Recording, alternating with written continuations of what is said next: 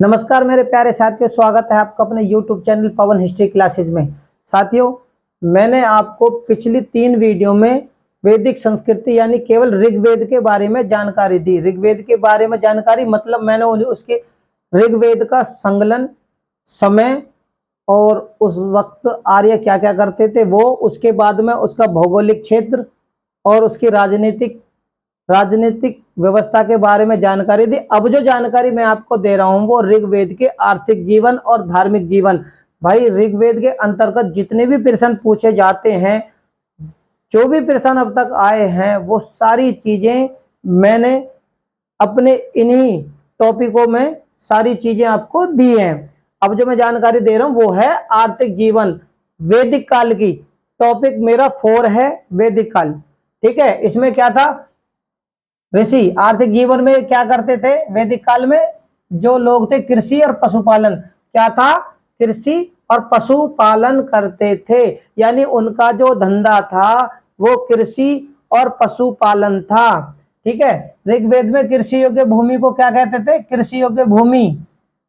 कृषि योग्य भूमि को क्या कहते थे? कृषि योग्य भूमि को उर्वरा या क्षेत्र कहते थे। क्या कहते थे?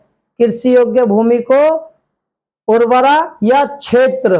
व्यापार जो ऋग्वेदिक काल में व्यापार होता था वो किनके द्वारा होता था? व्यापार पणियों के द्वारा। पणी, जो पणी थे ये व्यापारी थे। किस समय में? ऋग्वेदिक काल में, वैदिक काल या ऋग्वेद में। और ऋणदाताओं को क्या कहते थे? ऋणदाता यानी सूदखोर।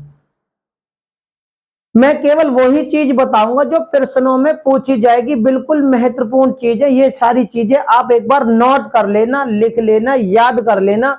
सूदखोर, वेद यानी कि ऋग्वेद काल में सूद्रखोर को क्या कहते थे?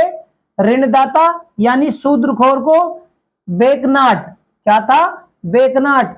और वैदिक काल में जो लोग थे उनका उपयोग यानी कि घोड़ा, घोड़े का उपयोगी पशु। क्या था? घोड़ा इनका उपयोगी पशु था वैदिक ऋग्वेदिक काल में, यानी आर्यों का उपयोगी पशु था घोड़ा। और वैसे इनके और भी पालतू पशु थे, जो थे हाथी, ऊंट, बैल, बकरी, कुत्ता। ये इनके और भी अन्य पशु थे। देखो, गवेषण, गोशु, गव्य और गम्य। गवेषण, गोशु, गव्य और गम्य, ये क्या थे? युद्धों के नाम।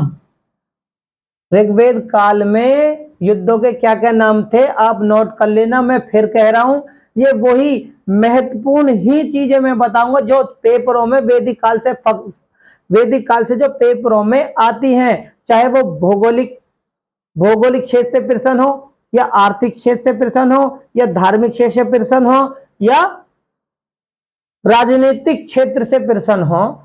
ऋग्वेदिक काल के वो सारी चीजें मैं आपको बताऊंगा। यह ठीक है। ये क्या थे? युद्धों के नाम थे। कौन कौन से? गवेषण, गोशु, गव्य और गम्य, ये युद्धों के नाम थे।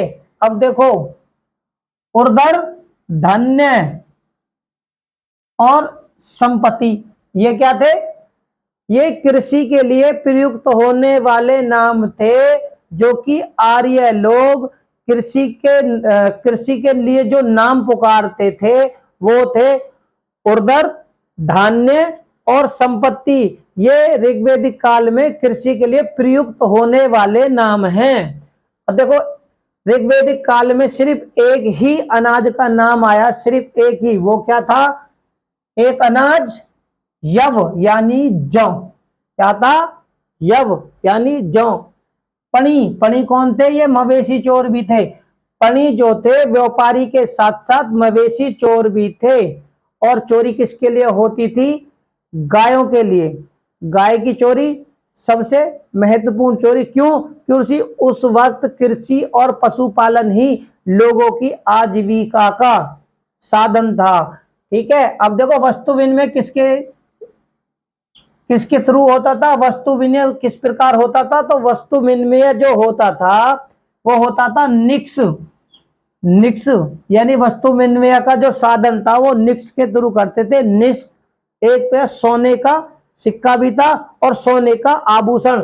वैदिक काल में निक्ष जो सोने का आभूषण था, वस्तु विनिमय का जो माध्यम था वो निक्ष था। ठीक है, कृषि का जो उल्लेख है ऋग्वैदिक काल में जो कृषि का उल्लेख है वो चौथे मंडल में आया। किसमें आया? अगर आपसे पूछने लगे कि वैदिक यानी ऋग्वैदिक काल में या वैदिक काल में कृषि का उल्लेख कौन से मंडल में आया है, तो आप बोल सकते हो चौथे मंडल में। अब देखो, हिरण्य और सुवर्ण क्या थे? ये ऋग्वैदिक काल के सोने का नाम था। क्या था? हिरण्य और सुवर्ण क्या था? सोने का नाम। किस काल में? वैदिक काल या ऋग्वेद काल के अंतर्गत सोने का नाम था। अब बात करते हैं इनके धार्मिक जीवन की। किसकी? धार्मिक जीवन की। जो वैदिक काल में धार्मिक देवी देवता, पहले क्या था? जो क्या कहें, पाषाण युग में जाएं तो एक ईश्वरवाद, लेकिन उसके बाद जब ऋग्वेद आया तो आर्य बहुत ज्यादा देवी देवताओं में विश्वास करने लगे और बहुत ही ज्यादा देवी देवताओं के पूजा अर्चना शुरू हो गई। तो उसमें देखो इनके कौन कौन से देवता थे? आकाश देवता। कौन से? ऋग्वैदिक काल के जो देवता थे आकाश देवता। आकाश देवता में कौन कौन से देवता? सूर्य, घोष, वरुण, मित्र, पूषण, विष्णु और आदित्य। ये कौन से थे? आकाश देवता। यानी कि ऊपर वाले जो आकाश के देवता थे वो सूर्य, घोष, वरुण, मित्र, पूषण, विष्णु और आदित्य। अब इसी में बात कर, और हाँ सॉरी, उषा और अश्वनी, ये थे आकाश देवता। याद कर लेना ऋग्वैदिक काल के आकाश देवताओं के अंतर्गत कौन कौन से देवता आते हैं?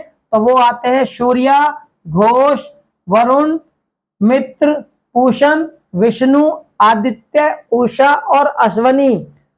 देखो, सरस्वती वैदिक काल में नदी थी, लेकिन बाद में विद्या की देवी बनी। कब? उत्तर वैदिक काल में। उत्तर वैदिक काल में सरस्वती, वैदिक काल में तो नदी का नाम था, जो कि दूसरी सबसे प्रमुख या पवित्र नदी थी। ठीक है, लेकिन बाद में ये विद्या की देवी उत्तर वैदिक काल में बनती हैं। अब देखो, अंतरिक्ष देवता। ठीक है, आकाश देवताओं के बारे में मैंने बताया, ये जितने भी हैं आकाश देवता। अब देखो, अंतरिक्ष देवता कौन कौन से थे? ये ऋग्वैदिक काल के ही देवताओं के नाम बता रहा हूं। जो अंतरिक्ष देवता है वो थे इंद्र, वरुण, मारुत, वायु। क्या थे? ये अंतरिक्ष देवता थे। एक हो गए आकाश देवता, एक हो गए अंतरिक्ष के देवता। अब देखो, पृथ्वी के देवता। ऋग्वैदिक काल में पृथ्वी के जो देवता थे वो कौन कौन से थे? वो थे अग्नि और सोम। कौन कौन से? अग्नि, सोम, बृहस्पति और सरस्वती। क्या थे? पृथ्वी देवताओं में अग्नि, सोम, बृहस्पति, सरस्वती। भाई, मैं बिल्कुल महत्वपूर्ण चीजें वैदिक काल की बता रहा हूं। 4 टॉपिक हैं, आप शुरू से 1 2 3 4 चारों टॉपिक देखना। ऋग्वैदिक काल से जितने प्रश्न आते हैं वो मैंने इन्हीं टॉपिकों के माध्यम से आप लोगों तक पहुंचाए हैं कि भाई उनके आर्थिक जीवन से क्या क्या पूछी जाती है, धार्मिक जीवन से क्या क्या चीजें पूछी जाती है, राजनीतिक जीवन से और भौगोलिक जीवन से क्या क्या चीजें पूछी जाती हैं ऋग्वैदिक काल की। तो वो इन चारों वीडियो के माध्यम से आप लोगों के पास मैंने पहुंचाई है।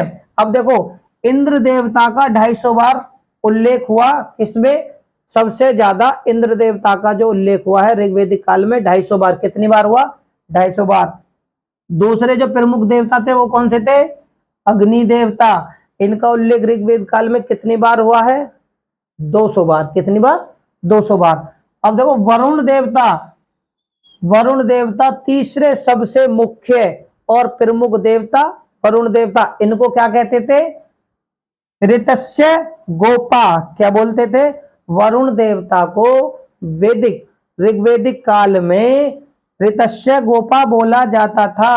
और अब इन्हीं के अंतर्गत ऋग्वैदिक काल में सोमदेव, ये सोम का जो उल्लेख है वो कौन से मंडल में है? भाई वो 9वें मंडल में है। किसमें? 9वें। सोम का जो उल्लेख हुआ है ऋग्वेद वैदिक काल में, सॉरी ऋग्वेद में, वो 9वें मंडल में है। अब और देखो उषा, आदित्य और सूर्य।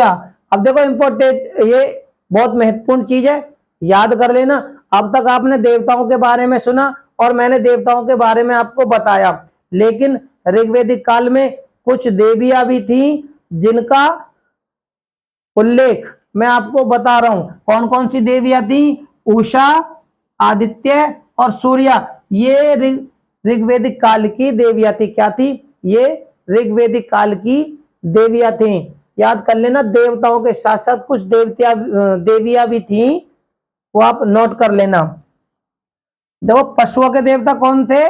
पशुओं के देवता पूषण। कई बार सवाल आ चुका है, कई बार प्रश्न पूछे गए हैं कि पशुओं के देवता वैदिक काल में पूषण, लेकिन उत्तर वैदिक काल में कौन थे ये? उत्तर वैदिक काल में ये शूद्रों के देवता बन गए थे। गायत्री मंत्र का उल्लेख ऋग्वेदिक काल में, ऋग्वेद में गायत्री मंत्र का जो उल्लेख है वो तीसरा मंडल में हुआ है। किसमें हुआ है भाई? ये प्रश्न पूछे जाएंगे कि मान लो कुछ भी पूछ सकता है, जो एग्जामिनर है वो ये भी पूछ सकता है कि गायत्री मंत्र का उल्लेख ऋग्वेदिक काल में कौन से मंडल में है? तीसरे मंडल में। या फिर ये पूछ सकता है कि ऋग्वेदिक काल के तीसरे मंडल में क्या क्या चीज है? तो आप बता सकते हो गायत्री मंत्र। अब इनके ऋषि कौन थे जिनके द्वारा ये निर्मित हुआ, जिन्होंने इसका निर्माण किया या उल्लेख किया? वो थे विश्वामित्र। ठीक है, गायत्री मंत्र तीसरा मंडल करने वाले ऋषि कौन थे? उच्चारण या इनको लिखने वाले वो विश्वामित्र। और देखो महामृत्युंजय मंत्र भी कहां से लिया गया है? महामृत्युंजय मंत्र वो भी हमें ऋग्वेदिक काल से ही मिलता है। नोट कर लेना, अगर वो ये भी पूछ ले एग्जामिनर कि महामृत्युंजय मंत्र कहां से लिया गया है, तो वो भी आपका ऋग्वेदिक काल से। और अस्तोमा सदगमया क्या है? अस्तोमा सदगमया, ये भी जो श्लोक है वो भी ऋग्वेदिक काल का ही है। ठीक है, ये भी आप, ये जो हमें चीजें मिली हैं या इतिहासकारों को या जिनके देवताओं के बारे में पता चला है, ये सारी की सारी ऋग्वेदिक काल। मैं जो आपको जानकारी दे रहा हूं वो केवल ऋग्वेदिक काल की ही जानकारी दे रहा हूं। अब देखो इसका जो उपवेद है उसका नाम क्या है? ऋग्वेद का एक उपवेद है जिसका नाम है आयुर्वेद। आयुर्वेद पूछा गया हुआ सवाल है पेपरों में, याद कर लेना किसका है? ये भी ऋग्वेदिक काल का ही है। इसके ब्राह्मण ग्रंथ, भाई ऋग्वेद काल के जो ब्राह्मण ग्रंथ हैं वो कौन कौन से हैं? वो हैं ऐतरेय, कौशिकी, कौशिकी। वो कैसे? अब देखो ऋग्वेद का, ऋग्वेद के संकलन के बाद में इनके ब्राह्मण ग्रंथ बने। ब्राह्मण ग्रंथों के बाद में इनके क्या कहते, उपनिषद बने। उपनिषदों के बाद में इनके अण्यक बने। अण्यकों के बाद में स्मृतियां बनी। वो आने वाली वीडियो में मैं आपको बताऊंगा, इसलिए मैं आपको विस्तार से बता रहा हूं। इनके जो ब्राह्मण ग्रंथ हैं वो कौन कौन से हैं? ऐतरेय और कौशिकी। ठीक है, अब देखो और संखायन, ये ऋग्वेद काल यानी ऋग्वेद के जो ब्राह्मण ग्रंथ हैं ऐतरेय, कौशिकी और संखायन। और इनके जो अण्यक हैं, अरण्यक, क्या? इनके अरण्यक, वही जो चीजें मैंने अभी आपको बताई, पहले ऋग्वेद, उसके बाद में इनके ब्राह्मण ग्रंथ, ब्राह्मण ग्रंथों के बाद में इनके क्या कहते हैं, अरण्यक, उपनिषद और वेदांग। ये सब चीजें क्या है? ये क्रम वाइज बढ़ते चले गए। और ये सब चीजें किससे? ये ऋग्वेद से, यानी कि एक तरीके से ये ऋग्वेद है। इसके बाद में जो निकल के आए वो इनके ब्राह्मण ग्रंथ, और ब्राह्मण ग्रंथों से अण्यक, अण्यकों से जैसे उपनिषद, उपनिषदों से वेदांग। ठीक है जी, उसके बाद में वेदांग और उसके बाद में इनसे फिर स्मृतियां। इसी प्रकार क्रमबद्ध तरीका, वो चीज मैंने आपको बता दी है। ठीक है जी, तो मेरे प्यारे साथियों, इनके जो ब्राह्मण ग्रंथ हैं ऐतरेय, कौशिकी और संखायन, इसके बाद इनके जो अण्यक हैं आरण्यक, क्या है? आरण्यक, वो भी ऐतरेय और संख्यायन है। और अर्याणी, अर्याणी कौन है? जंगल की देवी। ये चीजें आप याद कर लेना। अर्याणी जंगल की देवी कौन सी? ये वैदिक काल में पूछे गए प्रश्न है। तो मेरे प्यारे साथियों, मैंने आपको वैदिक काल की जितने भी प्रश्न पूछे जाते थे उनकी जानकारी मैंने आपको दी।